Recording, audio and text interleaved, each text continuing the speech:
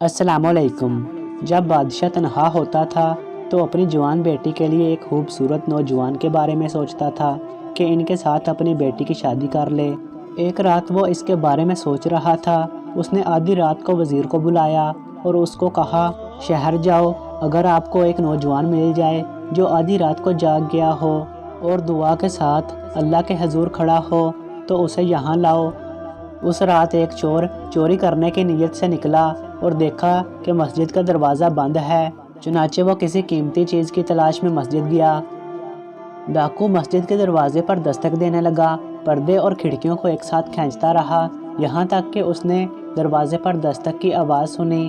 چور بہت ڈر گیا، لیکن کوئی راستہ نہیں تھا۔ جلد ہی اس کے دل میں کچھ گزر گیا۔ وزیر سپاہیوں کے ساتھ مسجد میں داخل ہوا اور دیکھا کہ ایک شخص مسجد کے بند دروازوں کے پیچھے اللہ کی عبادت اور عاجزی کے ساتھ کھڑا ہے۔ وزیر اپنے دوستوں کی طرف متوجہ ہوا اور آہستہ سے بولا، نماز سے اپنی بے حد محبت کی وجہ سے وہ دیوار کے ساتھ مسجد میں چلا گیا ہوگا۔ چور سراسر خوف سے نیت کو مستقل طور پر بند کرتا تھا اور سلام کرتا تھا، 2 رکعتیں کھولتا تھا، پھر ہاتھ اٹھا کر نیت بند کرتا تھا۔ اس کی عبادتیں بہت زیادہ ہو گئیں، وزیر زیادہ تھک گئے۔ انہوں نے فوجیوں سے کہا، جیسے ہی آپ انہیں سلام کریں گے انہیں فوراً اٹھائیں اور مزید عبادت کی اجازت نہ دیں۔